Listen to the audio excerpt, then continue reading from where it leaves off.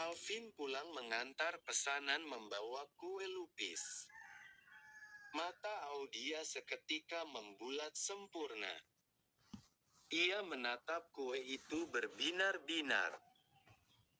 Kemudian Audia langsung penuh semangat mencium pipi suaminya. Kiri kanan depan belakang atas bawah kena tampol bibir semua pokoknya.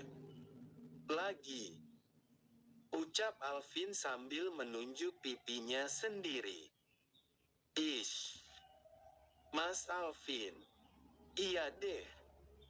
Ucap Audia lalu mencium pipi suaminya lagi. Audia sudah lama tidak makan lupis, sejak tinggal di kota. Meski banyak jenis kue yang sangat ia suka, namun Audia sebenarnya lebih senang sekali kue lupis. Makanan kue lupis itu punya kenangan tersendiri. Audia menangis lama saat tahu kalau orang tuanya pergi. Pergi merantau untuk waktu lama, baru pulang. Waktu itu, umur Audia sekitar 6 tahun. Audia menangis sampai lama, membuatnya sangat lapar. Neneknya memberinya kue lupis. Audia memakan habis kue lupis itu. Entah mengapa rasa kue lupis itu terasa enak sekali. Hampir tiap kali menangis, sedih, neneknya menghiburnya sambil memberi Audia kue lupis. Anehnya, Audia tanpa sadar lupa bahwa orang tuanya sedang pergi. Audia menjadi ceria lagi. Audia senang sekali saat Alvin membawakan kue lupis.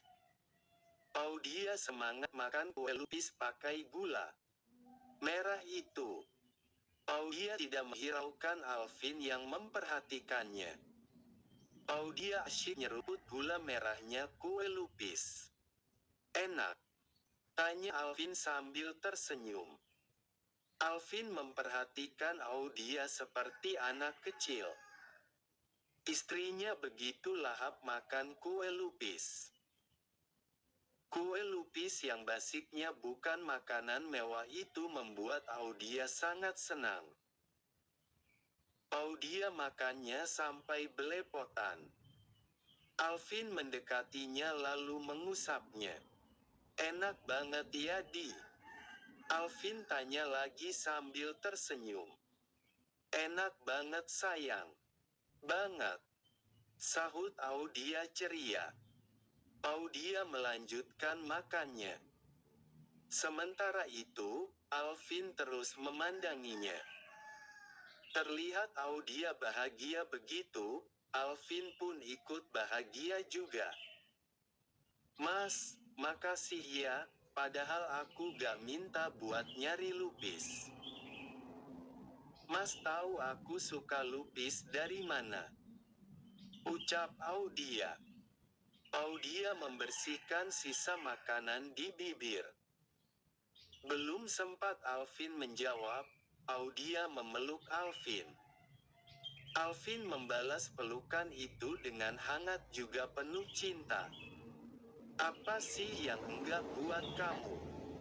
Bisik Alvin. Audia tersipu malu, merasa senang. Audia mencium lagi pipi suaminya itu. Gak dari mana, cuma rasanya pingin beli kue lupis. Tadi lihat nenek jual lupis. Kasihan, aku beli semua. Aku bagikan ke anak-anak panti yang lagi main. Lanjut Alvin. Mas Alvin. Ucap Audia. Alvin melepas pelukannya terus berjalan ke arah motor. Keringat masih ada bungkusan isi klepon yang belum ditaruh di meja. Alvin mengambil dan menaruh di piring. Mas Alvin, itu klepon siapa? Tanya Audia. Audia melihat klepon bulat bertabur kelapa parut itu. Audia ingin rasanya memakan, tetapi ditahan. "Makan aja, Bi," ucap Alvin. Alvin mengambil piring makanan itu dan mendekatkan ke Audia. Audia tersenyum senang, lalu memakannya. "Makasih ya, Mas." Audia mengambil satu kelepon dan disuapin ke Alvin. Langit sudah semakin gelap, namun terlihat cerah karena bertabur cahaya bintang bergemerlap. Alvin dan Audia menuju halaman depan. Duduk di kursi dengan santai tapi romantis. Mereka merasakan ketentraman dan kebahagiaan tersendiri tinggal di desa. Meski rumah sederhana tidak semewah di kota, fasilitasnya yang lengkap. Kalau soal luas, luas di kampung. Alvin memeluk, mencium dan memberikan kehangatan ke Audia. Audia merasa nyaman berada di dalam pelukan Alvin. Menikmati malam, memandangi langit bertaburkan cahaya bintang. Bercanda tawa hingga larut. Tidak terasa hawa dingin mulai menyelimuti. Audia semakin mendekap suaminya.